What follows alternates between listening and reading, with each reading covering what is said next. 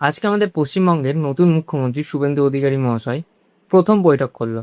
আর প্রথম বৈঠকে আমাদের সমস্ত মা বোন ঠাকুমা জেঠিমা যারা যারা লক্ষ্মীর ভাণ্ডার পেত তাদের মনে একটা ভুল ধারণা জন্মে গেছিল যে এই সরকার এসেছে মানে সব কিছু বন্ধ, সব কিছু লক্ষ্মীর ভাণ্ডার থেকে আরম্ভ করে সমস্ত রকম স্কিম বন্ধ করে দেবে।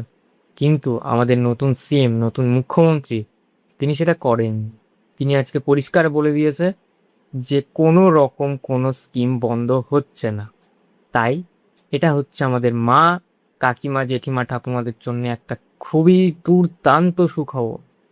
নিশ্চিন্তে থাকুন, কোনো রকম কোনো স্কিম বন্ধ হচ্ছে না। আমাদের মুখ্যমন্ত্রী যখন বলেছে আরও নতুন নতুন স্কিম আশা করি অ্যাড করবে আমাদের নতুন মুখ্যমন্ত্রী, তো আপনারা কোনো রকম ঘাবড়াবেন না, কারণ কিচ্ছু বন্ধ হচ্ছে না, সব যেমন ছিল তেমনই আছে।